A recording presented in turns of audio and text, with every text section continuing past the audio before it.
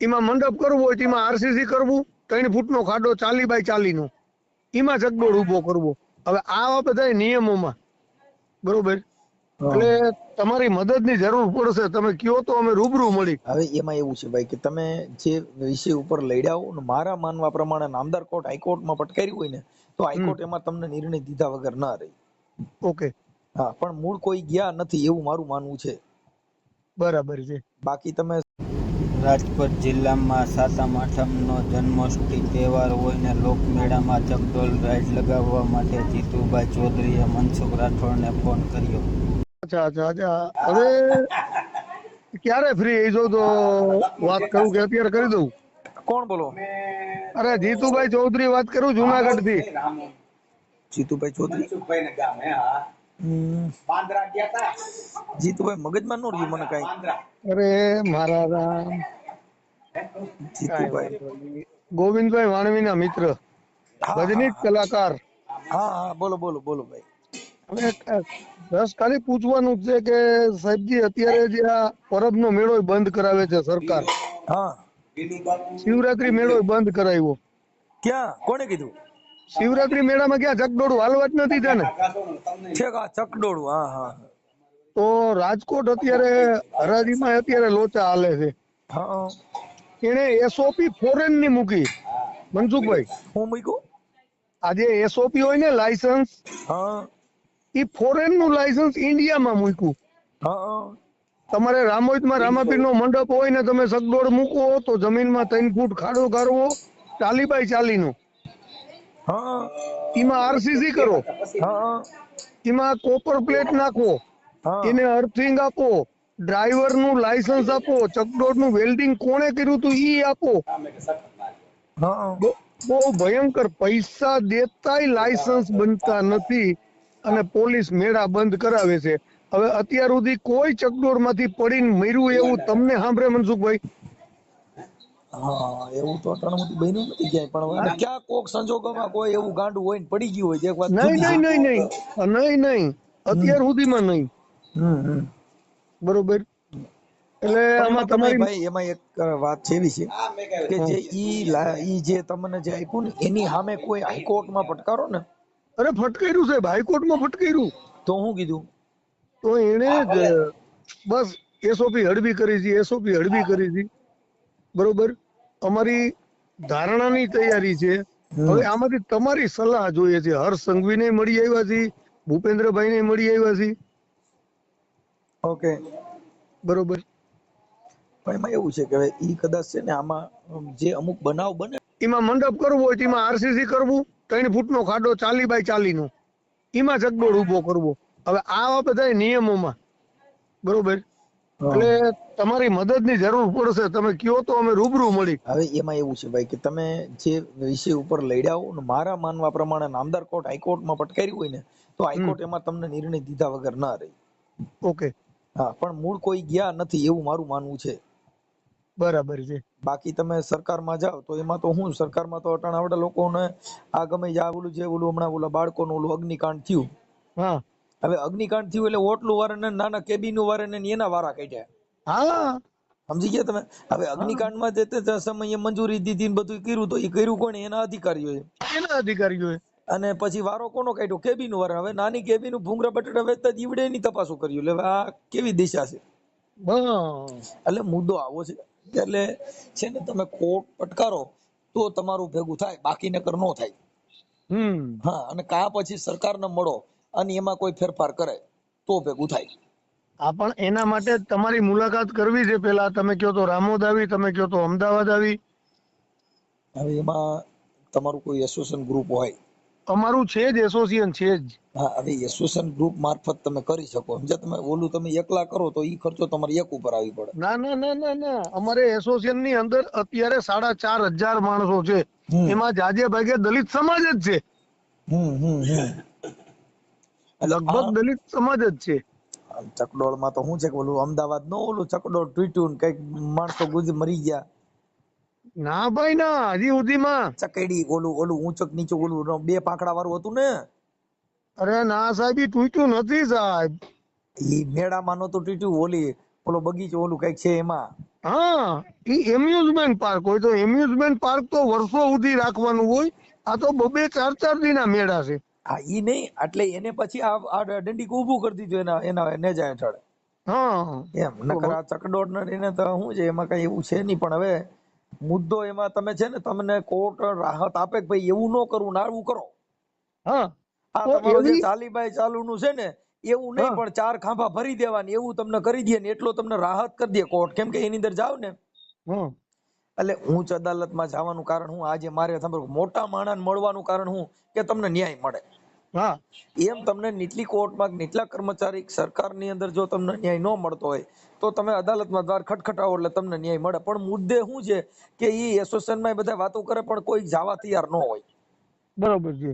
આ તમને કહી દઉં, ભલે તમારી એસોસિએશન હોય હમ પણ એ એકાબીજા ભેગા થાય ને હાજી હાજી કરે પણ કોઈ મોરે હાંડીઓ થવા તૈયાર ન હોય.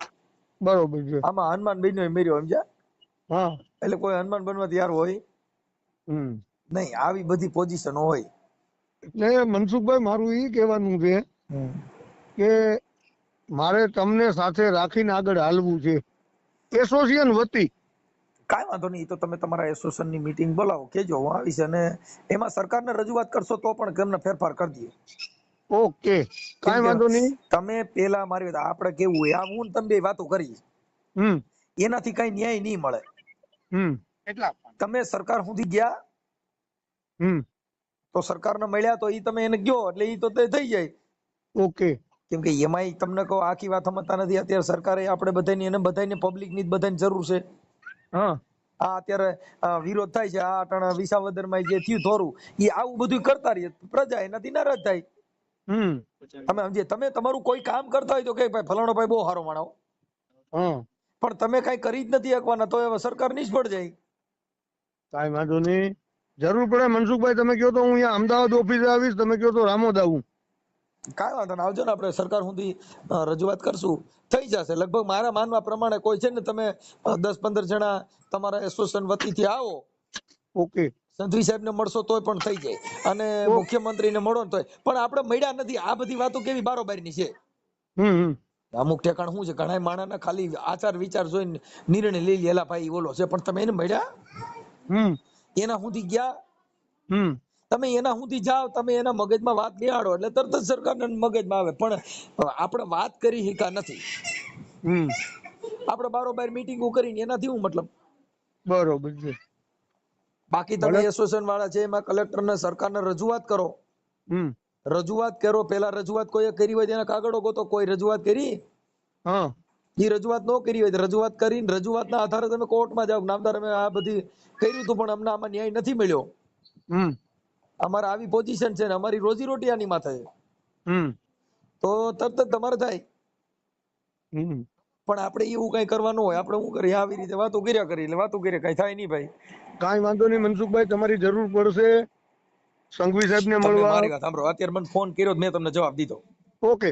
પણ તમે ફોન ન કર્યો ને તમારા ઘરે તમે માનતા ઉરાકો દી થાય ના થાય. એમ તમે એના સુધી જાઓ, ઓકે. સરકારના કાને વાત નાખો, એની પાસે રજૂઆત કરો, એનું ધ્યાન દોરો તો થાય ને. એને ખબર જ નથી, તમે આખી વાત જ સમજતા નથી. અરે મળ્યા, ભૂપેન્દ્રભાઈ ને મળ્યા, અમારી વેલફેર એસોસિએશન ટીમ આખી એને મળવા દીધી. ક્યારે મળ્યા? 20 દિવસ પહેલા. હા તો શું કીધું? કે હું આમાંથી સચિવને બોલાવીને એને બધી રજૂઆત કરી કે આમાંથી હળવું કરશું. હા હજી કરશું એમ કીધું. હા તો એ કરશું તો એને પછી રિમાઇન્ડર કરો કે ભાઈ કેમ થયું, કાંઈ તમે નિર્ણય લ્યો છો કે અમારે અદાલતમાં જવું છો? ઓકે. અમારે કમિટીમાંથી ધોરાજીથી અશોકભાઈ સોંદરવા છે, અરવિંદભાઈ બગડા છે. તમે કયો ત્યારે અમે બધા તમને પેલા રૂબરૂ મળવા આવશું. કાંઈ વાંધો નહીં, આવજો ને જોઈ લેશું. પણ મારા માનવા પ્રમાણે છે ને ભાઈ, થઈ જશે એવું છે. એમ ને? ભલે ભલે ભલે ભલે ભલે. અરે જો હજી તમારા અગાઉ તમારે આપણે જે કઈ છે એમાં તાત્કાલિક કરવા જાવ ન થાય. તમારે હજી મેળાની વાર છે ને, ત્યાં તમે રજૂઆત કરીને એવું કરો એટલે તમને સરકાર એમાં ફાયદો કરી દે. તમે આખી વાત સમજો. ઓકે. ગમે એવા કેસ હોય, કેસ થયા હોય તો તમે અદાલતમાં જાવશો, તમને ન્યાય મળે જ છે ને. હાજી હાજી. બંધારણના જે નિયમ છે ઈ પ્રમાણે લડવાની પદ્ધતિ હોવી જોઈએ. ઓકે. આજે મારે સાંભળો, તલાટી મંત્રી દાખલા કીધું, નો દીધું, ટીડીએસ પાસે જવું જોઈએ. હા. ટીડીયા પાસે નો મેળવે, ડીડીયા પાસે જવું જોઈએ. ડીડીયા પાસે નો મેળવે તો તમારે ગુજરાત વિકાસ કમિશનર પાસે જવું જોઈએ. ત્યાં ન મેળવે તો કોર્ટ અંદર જઈ શકો છો. જે એના પગથિયા છે એ પગથિયા હાલવું પડે ને હાલવું પડે ને હાલવું પડે. ઓકે. લડવાની આવી સ્થિતિ હોય છે, કેમ કે બંધારણમાં બધાને મૂળભૂત અધિકાર આપ્યો છે કે કોઈ પણ માણસને અધિકાર છે, તમે ગમે એ ગુનો કર્યો હોય તોય તમને નામદાર કોર્ટ પૂછે છે કે ભાઈ તમને કાંઈ પોલીસે કોઈ હેરાન કર્યા છે? શું કામ?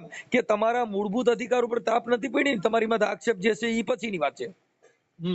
એ તો છે તે સમયે જયારે પુરાવામાં આવે તઈની વાત છે, પણ અત્યારે તમને કઈ ટોર્ચર કર્યા હોય, કોઈ તમને બીજું નુકસાન પહોંચાડ્યું હોય શરીરને તો કયો કે હા સાહેબ મને પોલીસે માર્યો હતો મને આમ કર્યો હતો, એટલે તરત જ એની ઇન્કવાયરી બેસી જાય.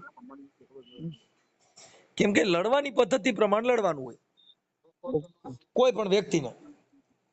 પછી આપણે શું કાયદો હાથમાં લઈએ કે પછી ઓલું કરી તો પછી એની અંદર ઓલું ખરાબ પરિણામ એનું ખરાબ આવે. કેમ કે આપણે બધું છે સરકાર પર રજૂઆત કરો એટલે ધ્યાન કરે, કેમ કે સાંભળવા બેઠા અને સાંભળે નહીં તો એને સરકાર ભાંગી પડે. આ વિસાવદરમાં થયું એમ દોરું થાય. કેમ કે પ્રજાને તમે સાચવો નહીં તો અત્યારે કોઈના પેટમાંથી રાજા જન્મવાનો નથી, રાજા પેદા કરવો હોય તો મત પેટીમાં થાય. એટલે મત પેટી જેને જોઈ છે, જેને પબ્લિક ની જરૂર છે, જેને મત ની જરૂર છે, તો આ પબ્લિક ને તમે સાચવો. આજે ગમે તે છે આપણો ધારાસભ્ય હોય કે આપણો સંસદ સભ્ય હોય, તમારું કામ કર્યું હોય દુશ્મન ને વખાણ કરવા પડે કે ભાઈ મારે દવાખાનાનું કામ હતું ને મેં ફલાણા ધારાસભ્યને ફોન કર્યો તો મારું આટલું કામ થઈ ગયું, પણ તમારે થયું જ ન હોય ફોન ઉપાડ્યા ન હોય તો આપણે જ કહીએ કે ભાઈ ખોટી નો છે. મુદ્દો સમજ્યા? સરકારને પબ્લિક ની જરૂર છે, પબ્લિક ને સરકારની જરૂર છે, એટલે આપણે એકાબીજાના સંગઠનમાં રહીને એ કામ કરવાનું હોય. પછી નો કરે એને વાવાઝોડા થાય, કાઈ વાંધો નહીં. હું અમારા પ્રમુખ એના વિરોધ પ્રદર્શન થાય, એ બધું થાય જ છે. અને વિરોધ પ્રદર્શન થાય એટલે સરકાર જાગે. જે જગ્યાએ સરકાર છે, વિસાવદરમાં અટણ સરકાર જાગી જ ને, કેમ થયું? હારી ગયા. નકર તો નામાંકિત માણસ મૂક્યા હતા, મુખ્યમંત્રી જેવા ફોર્મ ભરાવા ગયા હતા. તોય કેમ કે પબ્લિક છે ભાઈ, તમે જેવું કરો એવું ભરો. કાંઈ વાંધો નહીં મનસુખભાઈ. અમારા જે કપિલભાઈ છે, અશોકભાઈ છે અને અરવિંદભાઈ બગડા છે, આ બધાને કદાચ તમારી ઈચ્છા હોય તો મને તમારો ફોટો બોટો ને હું મોકલજો, ચકડોળના ને એવા બધા ઓડિયો ચડાવશું કે ભાઈ સરકાર સુધી પહોંચે. Okay okay. સરકારની રજૂઆત સુધા સુધી આપણે પહોંચાડવું હોય તો પણ આ ઓડિયાના મારફતથી પણ આપણે પહોંચાડશું. આપણે તમારું ગામ કયું કીધું? મારું ગામ ધોરાજી. એક મિનિટ ઉભારી ગયો, મારે ક્યાં ગયો? ઉભારી ગયો. હા ભાઈ, હવે શું છે? હા, આપણે નામ શું કીધું તમારું? જીતુભાઈ ચૌધરી. જીતુભાઈ ચૌધરી. અને આપણે કઈ સમાજમાં આવો? દલિત સમાજમાં. હા, દલિત. હા, અને ધોરાજી. ઓકે ભાઈ, હું ઓડિયો તમારો ચડો, મને ફોટો મોકલી દો. હા, ફોટો નહીં, હું તમને હું અમુક વિડીયો અને બધું તમને આ જ નંબર ઉપર નાખું છું. આ વિડીયો પર તમારો ફોટો મૂકવો જો. હા, તમારો ફોટો મોકલો, હું તમારો નંબર સેવ કરી લઉં છું. હા, ભલે ભાઈ. ભલે.